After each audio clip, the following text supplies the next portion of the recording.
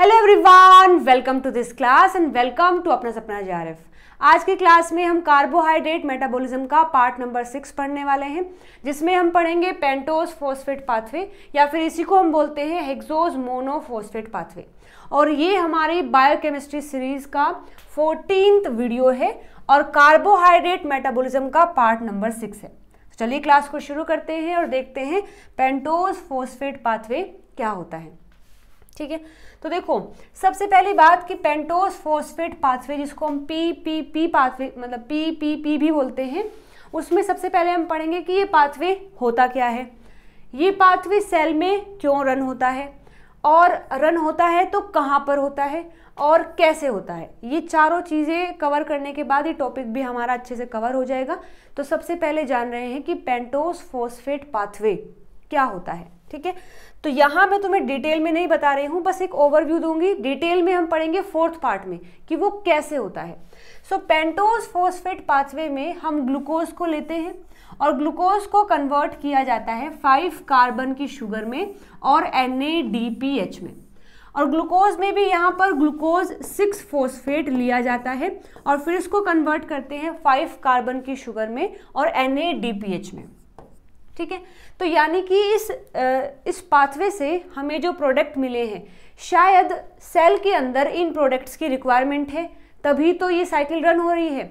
और फिर भी यूज किसको कर रही है? ग्लूकोज को यूज कर रही है। तुम्हें पता है ना कि ग्लूकोज का कितना मेन रोल होता है हमारी बॉडी के अंदर। अगर ब्लड में ग्लूकोज का लेवल कम हो जाता है या ज़्यादा हो जाता है तो पूरी बॉडी में तबाही मच जाती है। हर एक चीज़ को, हर एक बायोमोलिक्यूल्स को उनका प्राइमरी फंक्शन छोड़ करके ग्लूकोज बनाना पड़ता है। ग्लाइकोजन जो इकट्ठा हुआ है उसको ब्रेक होना पड़ता है। तो ग्लूकोज का जो अमाउंट है वो हमारे सेल में मेंटेन होना चाहिए और ज़रूरी भी है कि मेंटेन रहे।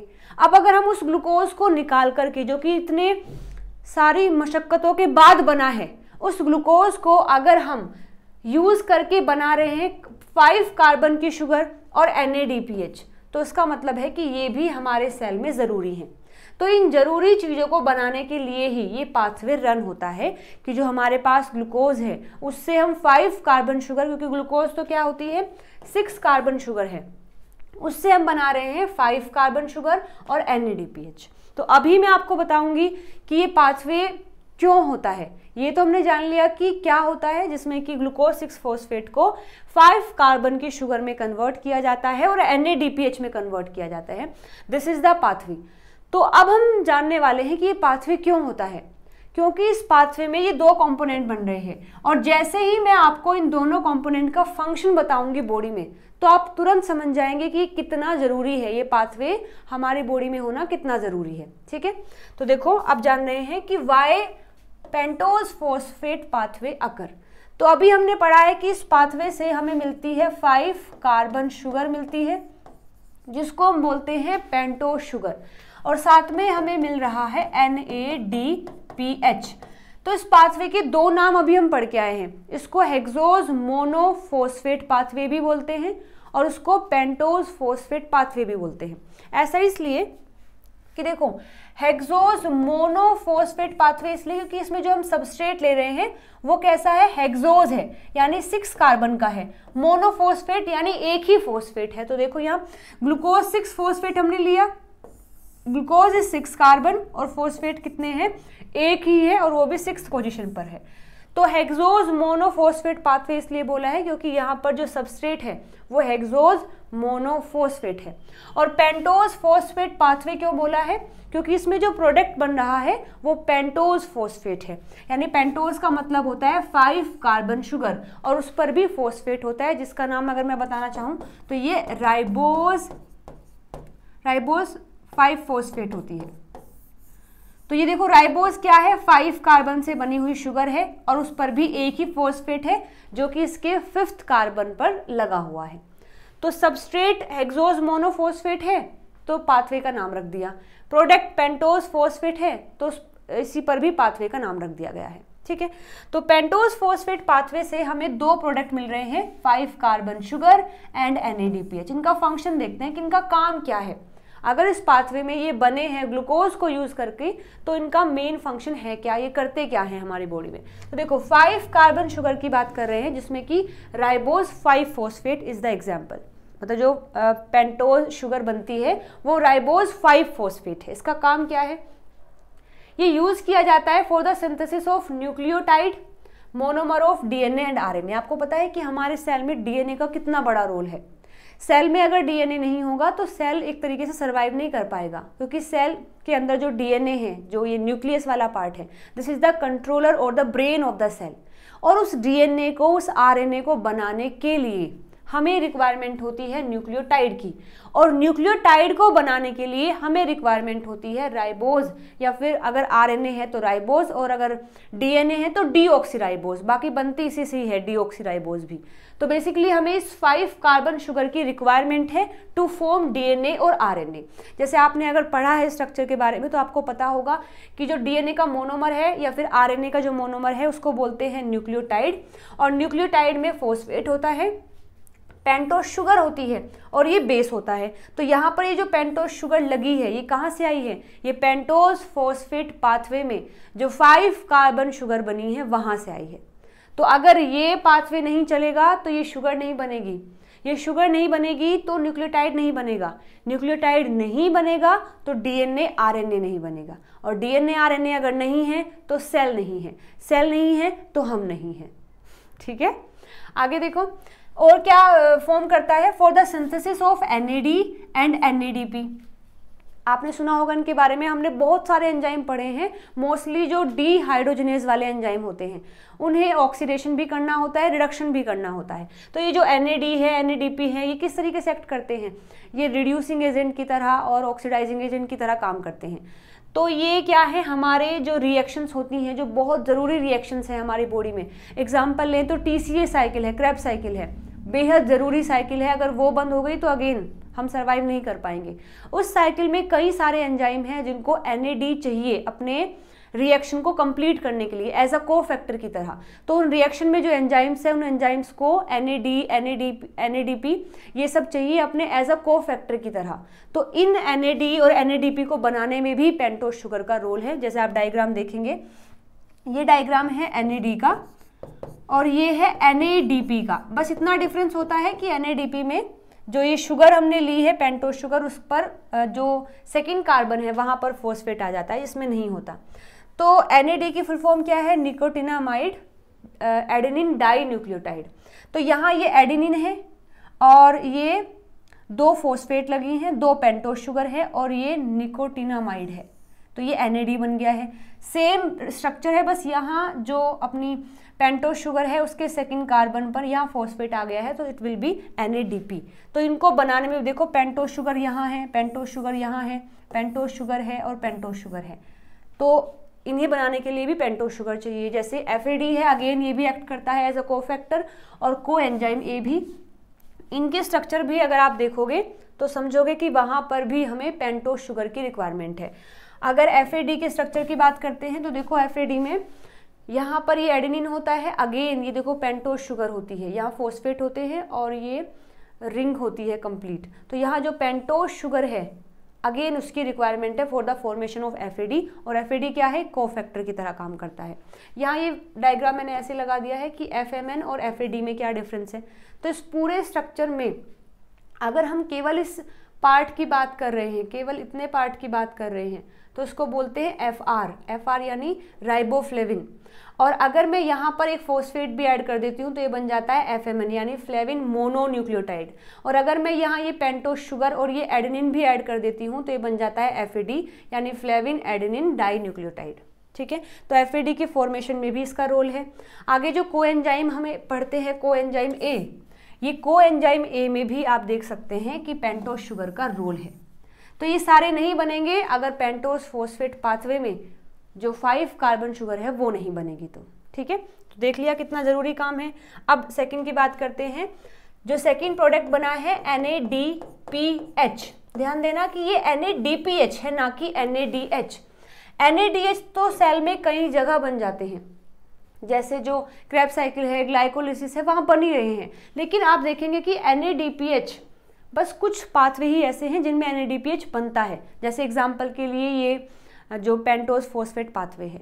अब ये NADPH का रोल क्या है, अब देखो, nicotinamide adenine dinucleotide phosphate, ये इसका नाम है, फुल फॉर्म है, is a cofactor that is used in many cellular reactions, जैसे कि एनाबोलिक रिएक्शंस जो होती हैं, मतलब जिनमें कुछ फॉर्म किया जाता है। सो NADPH is a reducing agent की तरह काम करता है दैट डिराइव्स द रिएक्शन, जैसे कि कैल्विन साइकिल, हम फोटोसिंथेसिस में प्लांट के अंदर जो C3 साइकिल होती है उसमें भी NADPH को यूज किया जाता है, ठीक है, कैल्विन साइकिल में यूज किया जाएगा, जो लिपिड है उनकी सिंथेसिस में यूज किया जाएगा, न्यूक्लिक एसिड के सिंथेसिस में यूज किया जाएगा, और जो फैटी एसिड है उनकी सिंथेसिस में, कोलेस्ट्रॉल की सिंथेसिस में, न्यूक्लियोटाइड की सिंथेसिस में और अमीनो एसिड के सिंथेसिस में NADPH का रोल होता है, ठीक है। मतलब इनको बनाने के लिए जो एंजाइम्स आएंगे उन एंजाइम्स के कोफैक्टर की तरह ये काम करता है। अगेन रिडॉक्स स्ट्रेस जब हो जाता है, यानी NADPH क्या करता है, अभी हम आगे देखेंगे कि RBC का काम होता है लगातार ऑक्सीजन को कैरी करना, तो वहाँ काफ़ी ज़्यादा चांस रहते हैं कि रिएक्टिव ऑक्सीजन स्पीसीज बन सकती हैं, और वो जो ROS होता है, रिएक्टिव ऑक्सीजन स्पीसीज, वो हमारे सेल के लिए हार्मफुल होती है। तो उस ROS को भी न्यूट्रलाइज करने में, ख़त्म करने में हेल्प करता है ये NADPH, यानी जो भी रिएक्शन होती है उसमें NADPH का रोल होता है। उसको हम डिटेल में भी पढ़ेंगे इसी लेक्चर में लास्ट में।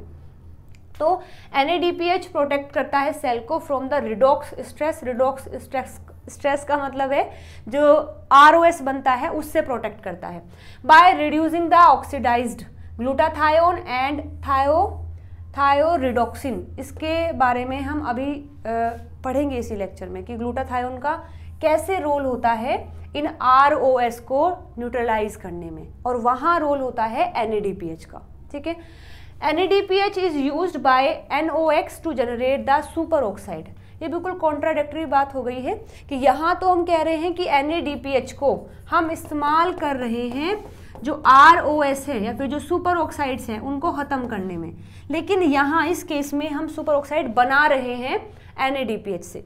तो होता क्या है कि हमारी बॉडी में या फिर प्लांट के अंदर भी, या फिर हमारी बॉडी की अगर बात करें तो जब बाहर से पैथोजन आते हैं तो उन पैथोजन से फाइट करने के लिए हमारी बॉडी में दो सेल होते हैं जो सबसे पहले आकर के फाइट करते हैं, न्यूट्रोफिल्स और मैक्रोफाज। उनका लगातार काम होता है फेगोसाइटोसिस करना, यानी जो भी पैथोजन आ रहा है उसको पूरा इनगल्फ करके बॉडी में ब्रेक डाउन कर देना।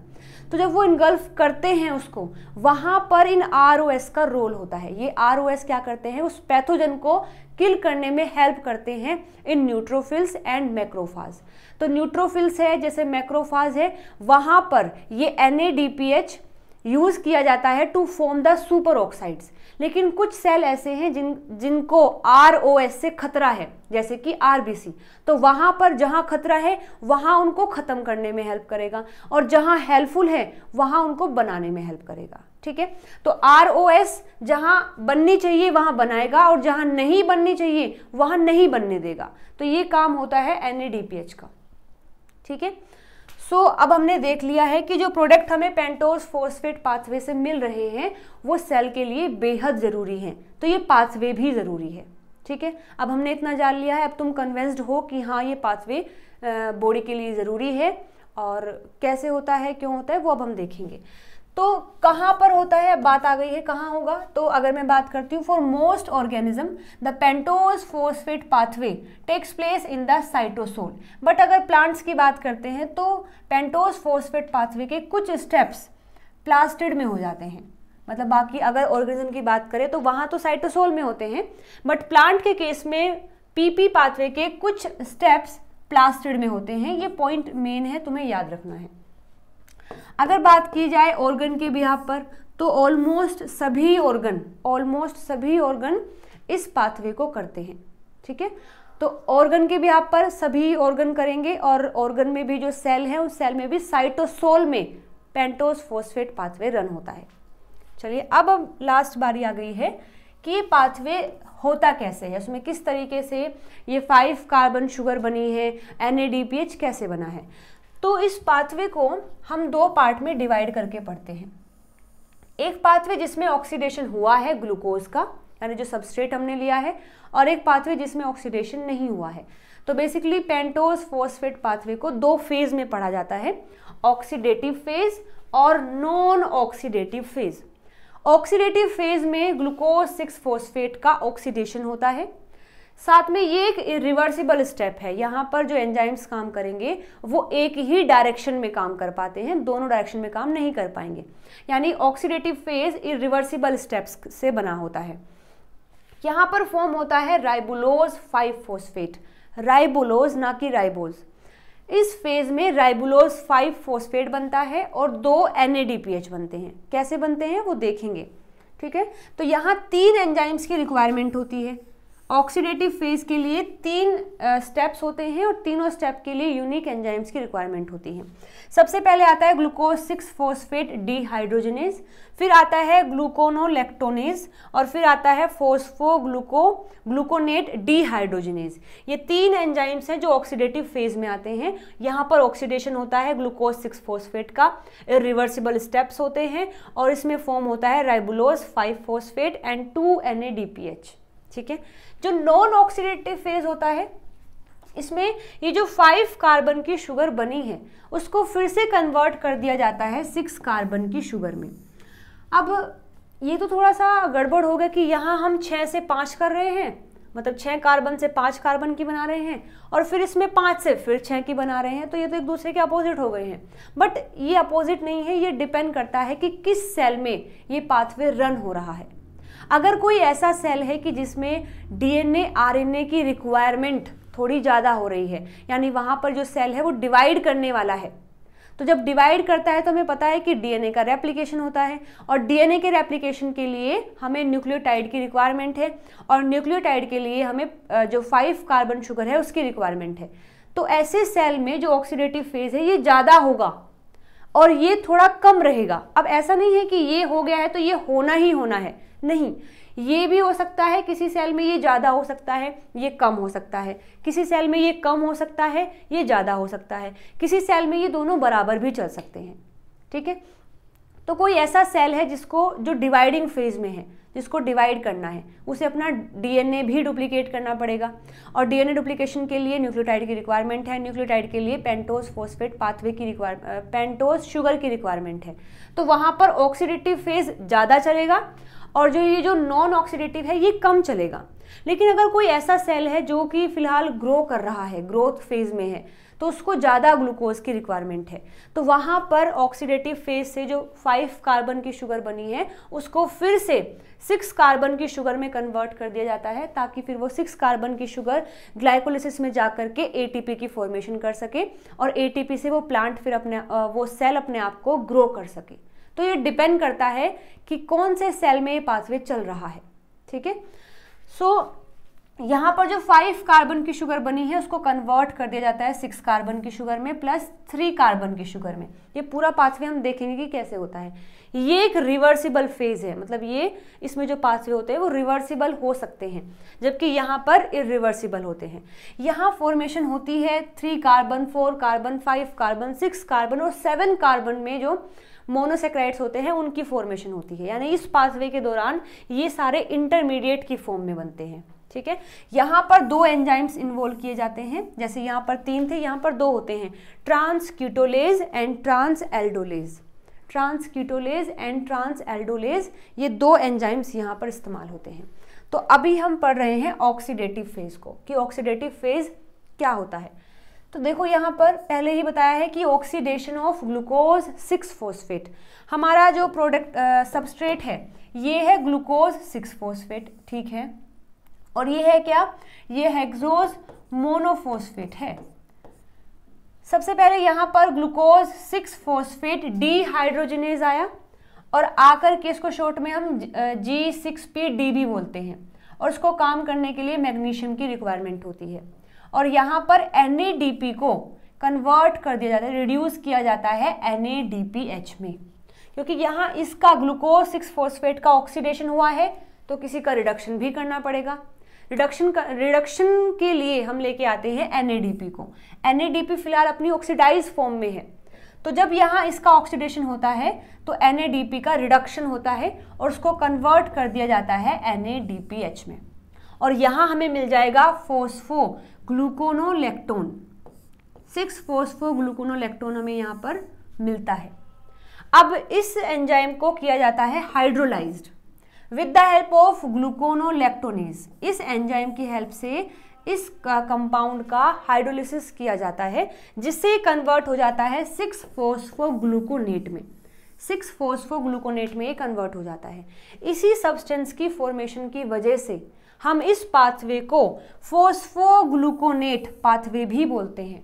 आपको ये सारे नाम याद होने चाहिए। कई बार ऐसा होता है कि जो फेमस नेम है वो तो हम पढ़ लेते हैं, जैसे कि पेंटोस फॉस्फेट पाथवे है, जैसे कि हेक्सोज मोनोफॉस्फेट पाथवे है, लेकिन ये जो अदर नेम होते हैं कई बार यहाँ से भी क्वेश्चन आ जाता है और हमें आते हुए भी हम वो क्वेश्चन नहीं कर पाते हैं। ठीक है, तो क्योंकि इस पूरे पाथवे में ये सब्सटेंस बना है तो इसकी वजह से इस पाथवे को हम फॉस्फोग्लूकोनेट पाथवे भी बोलते हैं।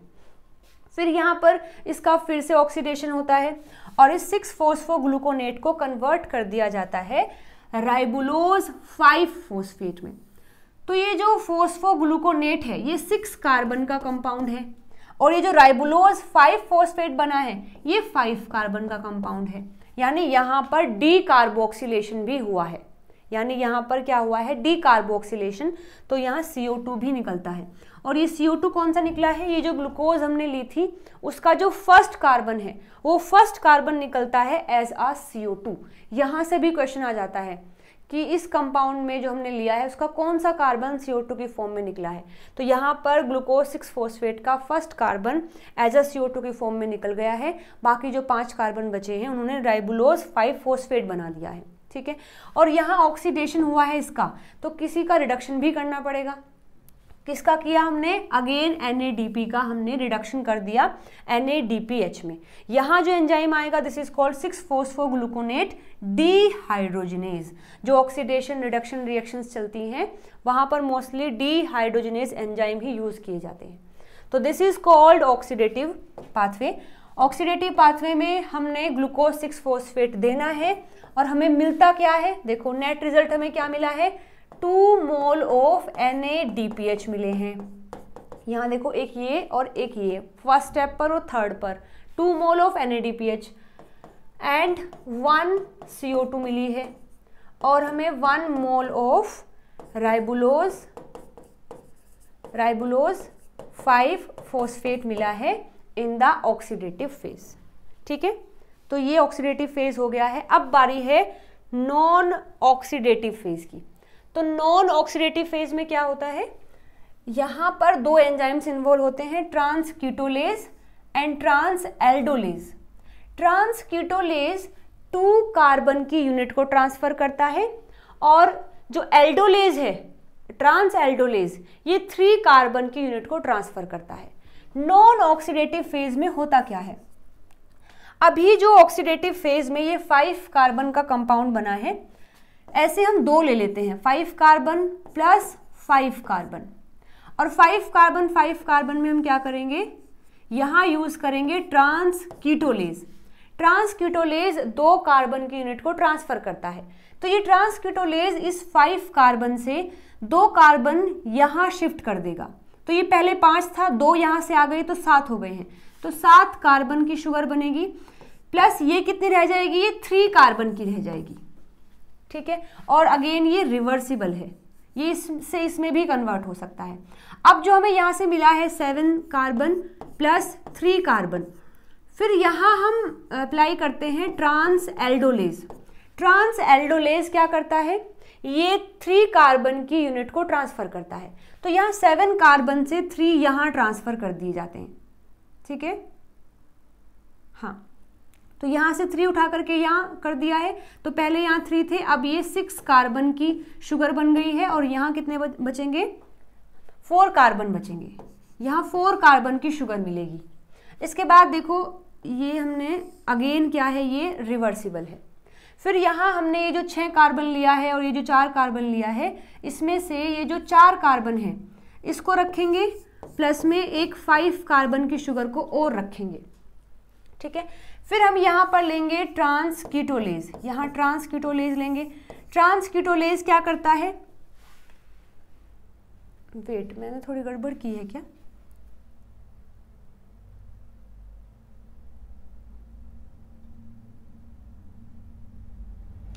ये 6 कार्बन है और यहाँ 5 कार्बन। फाइनली हमें बनाना है एक 6 कार्बन का कंपाउंड और एक 3 कार्बन का कंपाउंड। हाँ ठीक है ठीक है। तो ये 4 कार्बन का यहाँ से लिया और 5 कार्बन का हमने फिर से ऐड कर दिया। तो फिर यहाँ से हमने लिया है ट्रांसकीटोलेज, यानी 2 कार्बन को ऐड किया जाएगा, ट्रांसफ़र करेगा ये। तो यहाँ से 2 कार्बन को यहाँ ट्रांसफ़र किया जाएगा, तो 4 से हो जाएगा 6 कार्बन और ये बचेगा 3 कार्बन। ठीक है। तो देखो हमने रिएक्शन में दिया क्या क्या है, हमने पहले ये 5 कार्बन दिए, फिर ये 5 कार्बन दिए, ये नहीं दिए क्योंकि ये तो इससे बने हैं, फिर इसमें से ये नहीं दिया क्योंकि ये यहाँ बना है, फिर हमने ये दिया, यानी हमने 5 कार्बन के 3 कंपाउंड दिए और उससे हमें मिला क्या, ये हमें मिला था ये, लेकिन हमने यहाँ इस्तेमाल कर लिया तो ये हमें नहीं मिले एक तरीके से। फिर इसमें हमें ये 2 मिले हैं, इसको हमने फिर से रीयूज़ कर लिया है, तो ये एक तो हमें ये मिला है और फिर इस रिएक्शन के बाद एक हमें ये मिला है और एक ये मिला है, यानी इसमें हमें 2 कंपाउंड 6 कार्बन ग्लूकोज के शुगर के मिले हैं और एक 3 कार्बन का शुगर मिला है। ठीक है। तो नॉन ऑक्सीडेटिव फेज में हमने 5 कार्बन के 3 कंपाउंड देने होते हैं और 6 कार्बन के 2 मिलते हैं और 3 कार्बन का 1 मिलता है। ठीक है। तो ये पाथवे है, एक बार देखो डिटेल में देख लेते हैं।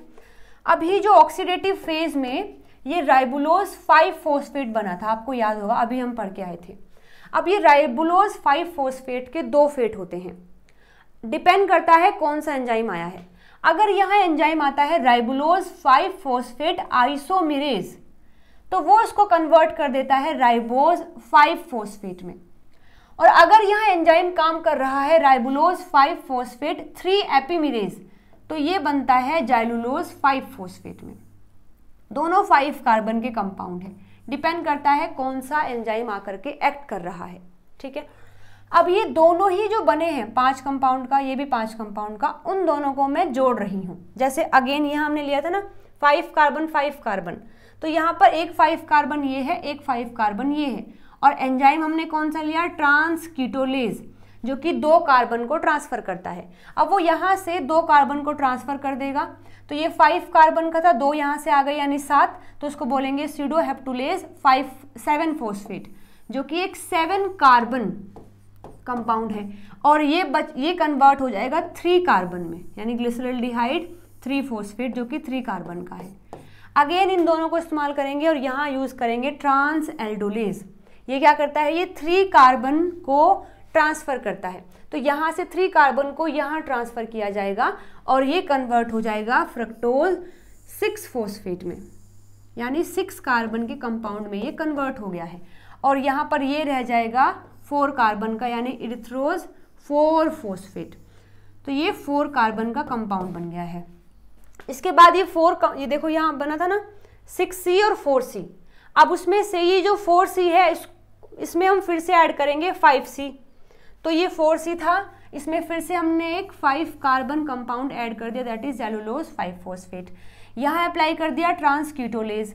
ट्रांसकीटोलेज क्या करेगा, यहाँ 3 कार्बन को ये शिफ्ट करता है, तो यहाँ से क्या ट्रांसकीटोलेज 2 कार्बन को करता है, तो यहाँ से 2 कार्बन यहाँ आएंगे और ये फिर कन्वर्ट हो जाएगा फ्रक्टोज 6 फॉस्फेट में, और ये रह जाएगा ग्लिसरॉल्डिहाइड 3 फॉस्फेट में। ठीक है। तो हमने यहाँ पढ़ा भी था कि एक 6 कार्बन का बनेगा, एक 3 कार्बन का बनेगा, तो ये 6 का बन गया, ये 3 का, तो हमें 3 प्रोडक्ट मिले हैं, एक ये 6 कार्बन का, एक ये 6 कार्बन का और एक ये 3 कार्बन का। अब ये जो फ्रक्टोज 6 फॉस्फेट बना है ये ग्लाइकोलिसिस में मूव कर सकता है और जाकर के एटीपी बनाएगा। ये जो ग्लिसरॉल्डिहाइड 3 फॉस्फेट है ये भी ग्लाइकोलिसिस में जा सकता है। ये जो बना है फ्रक्टोज 6 फॉस्फेट ये भी जा सकता है ग्लाइकोलिसिस में। तो ये तीनों यूज़ किए जा सकते हैं, और ऐसा नहीं है कि ये पाथवे ऐसे ही होता है। बीच में अगर हमें बनाने हैं एरोमेटिक अमीनो एसिड तो वे बनते हैं इरिथ्रोज 4 फॉस्फेट से, तो हम यहाँ से इसको निकाल करके वो भी बना सकते हैं। ठीक है। इस तरीके से ये पाथवे रन होता है। तो अब हमने ये सब पढ़ लिया है। अब ग्लाइकोलिसिस में और पेंटोज फॉस्फेट पाथवे में डिफरेंस क्या है, ठीक है। अच्छा, सिमिलैरिटी क्या है? सिमिलैरिटी ये है कि दोनों ही पैरेलली चलते हैं, दोनों साइटोसोल में होते हैं, बट फिर भी थोड़ा बहुत डिफरेंस है। जैसे कि ग्लाइकोलिसिस में NAD को यूज़ किया जाता है, लेकिन यहाँ NADP को यूज़ किया जाता है। ग्लाइकोलिसिस में CO2 का प्रोडक्शन नहीं होता, बट पेंटोज फॉस्फेट पाथवे में CO2 का प्रोडक्शन होता है। यहाँ पर ATP जनरेट होती है, यहाँ पर आपने देखा कोई भी ATP जनरेट नहीं हुई है। सो ये दोनों के बीच में थोड़ा सा डिफरेंस है, आप इसको भी नोट डाउन करेंगे। फिर आगे देख लेते हैं फंक्शन। हालांकि हम पेंटोज फॉस्फेट पाथवे का फंक्शन देख चुके हैं, उसमें जो भी बनता है उसका फंक्शन हम देख चुके हैं, लेकिन थोड़ा सा और इसको डिटेल में पढ़ते हैं। तो पेंटोज फॉस्फेट पाथवे से बना NADPH, उसका काम क्या है? वो हेल्प करता है बायोसिंथेसिस ऑफ फैटी एसिड में, न्यूक्लियोटाइड में, कोलेस्ट्रॉल में और सुपर ऑक्साइड को बनाने में भी और डिसॉल्व करने में भी ये हेल्प करता है। और पेंटोज फॉस्फेट पाथवे में हेक्सोज जो मोनोफॉस्फेट है, हेक्सोज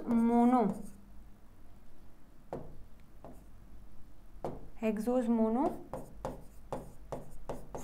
भी बना है, जिसमें क्या लिख सकते हैं हम? फ्रक्टोज 6 फॉस्फेट, ये भी बना है। और फिर ये कहाँ मूव कर सकता है? ये मूव कर जाएगा ग्लाइकोलिसिस में, ग्लूकोज 6 फॉस्फेट भी बना सकता है, और फिर वहाँ से जो है ग्लूकोज भी बन सकता है। आगे देखिए, इस पाथवे में और क्या बना? राइबोज 5 फॉस्फेट बना है। इस राइबोज 5 फॉस्फेट को हम यूज़ कर सकते हैं nucleotide, NAD, NADPH, coenzyme FAD की फॉर्मेशन में। फिर इसमें ही बना है इंटरमीडिएट ऑफ ग्लाइकोलिसिस भी बनते हैं, जैसे कि पेंटोज फॉस्फेट पाथवे में क्या बना है? एक तो फ्रक्टोज 6 फॉस्फेट बना है, जो अगेन इंटरमीडिएट है ग्लाइकोलिसिस का, और ग्लिसरल्डिहाइड 3 फॉस्फेट बना है, जो अगेन इंटरमीडिएट है ग्लाइकोलिसिस का। तो इस पाथवे से ग्लाइकोलिसिस के इंटरमीडिएट भी बने हैं। फिर जो बना है एरिथ्रोज 4 फॉस्फेट, जो बना है इस पाथवे के दौरान, उसको हम यूज़ कर सकते हैं एरोमेटिक अमीनो एसिड को बनाने में, और जो विटामिन B6 है पायरिडोक्सिल, उसको बनाने में इस कंपाउंड का इस्तेमाल किया जाता है। इसी पाथवे में बना है राइबुलोज 5 फॉस्फेट। अगर आपने पढ़ी है Calvin cycle in plant during the photosynthesis, तो वहाँ पर हम पढ़ते हैं कि जो राइबुलोज 5 बिस फॉस्फेट है, ये प्राइमरी कार्बन CO2 एक्सेप्टर होता है इन द फोटोसिंथेसिस। तो इस राइबुलोज 5 फॉस्फेट को पहले कन्वर्ट किया जाएगा राइबुलोज 1,5 बिस फॉस्फेट में, और फिर उस वो कंपाउंड यूज़ किया जाता है CO2 को एक्सेप्ट करने में। तो वहाँ पर भी इस पाथवे का रोल है। और फाइनली वहाँ इस पाथवे से हम पायरुवेट भी बना सकते हैं और ATP भी बना सकते हैं। कैसे? यहाँ से हमें मिला है फ्रक्टोज 6 फॉस्फेट, ये ग्लाइकोलिसिस करेगा तो ये पायरुवेट बनाएगा, तो एक तरीके से हम ये भी बोल सकते हैं। साथ में ये पाथवे ग्लाइकोलिसिस करेगा तो वहाँ ATP भी बनेगी। तो ये जो पाथवे है काफ़ी ज़रूरी है, बहुत सारे इसके फंक्शन होते हैं। तो मैं उम्मीद करती हूँ यहाँ तक आपको सारी बातें समझ आ गई हैं। अब एक छोटा सा टॉपिक है कि RBC के अंदर इसका क्या रोल है। इस पाथवे का RBC के अंदर मेन रोल होता है। कैसे? जो पेंटोज फॉस्फेट पाथवे है is a series of reaction that occur in the cytoplasm of red blood cell and are part of glycolysis. It's essential for RBC to produce NADPH. ये RBC के लिए क्यों ज़रूरी है ये पाथवे? क्योंकि ये पाथवे NADPH बनाता है, और ये NADPH यूज़ किया जाता है to reduce the glutathione and protect the against oxidant injuries. क्योंकि ये NADPH रिड्यूस करता है ग्लूटाथायोन को, और ये ग्लूटाथायोन RBC में जो सुपर ऑक्साइड्स या फिर जो ROS बनती है उनको न्यूट्रलाइज करता है। इसलिए इस पाथवे का काफ़ी रोल होता है RBC में। मतलब अगर RBC में ये पाथवे नहीं चलेगा, NADPH नहीं बनेगा, ग्लूटाथायोन रिड्यूस नहीं होगा, तो उस सेल की डेथ हो जाएगी। ठीक है, तो देखो यहाँ पर इस्तेमाल क्या होता है? To maintain the RBC membrane integrity required reduce glutathione. तो ग्लूटाथायोन को हम ऐसे GSH करके लिखते हैं, जो रिड्यूस्ड ग्लूटाथायोन है।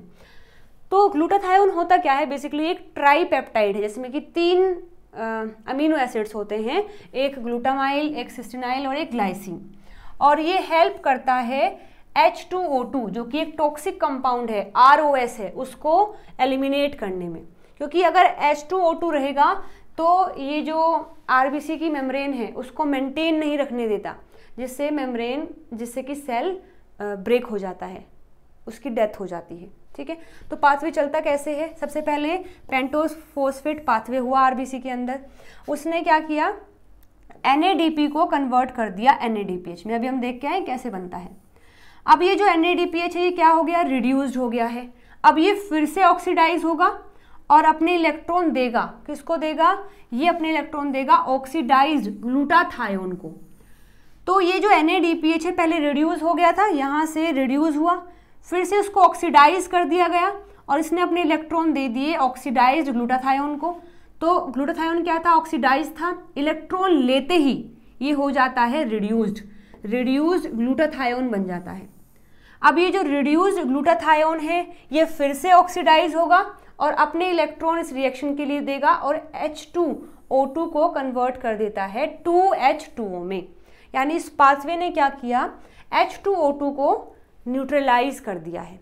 यहाँ पर जो एंजाइम काम करता है, यानी कि इस रिड्यूस्ड ग्लूटाथायोन को ऑक्सीडाइज करने के लिए एंजाइम आता है ग्लूटाथायोन रिडक्टेज, और फिर से अगेन इसको ऑक्सीडाइज करने के लिए और यहाँ H2O2 को H2O में कन्वर्ट करने के लिए एंजाइम आता है ग्लूटाथायोन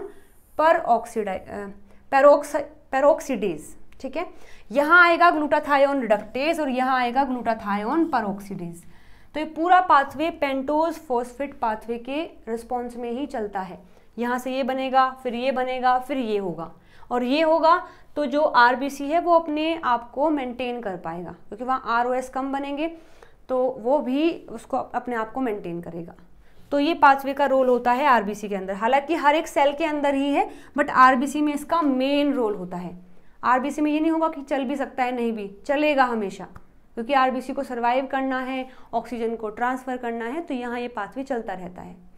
तो ये पाथवे भी हमने पढ़ लिया है। मैं उम्मीद करती हूँ आपको ये पसंद आई होगी, क्लास हेल्पफुल लगी होगी। अगर लगी है तो अपने दोस्तों के साथ में ज़रूर से शेयर करना।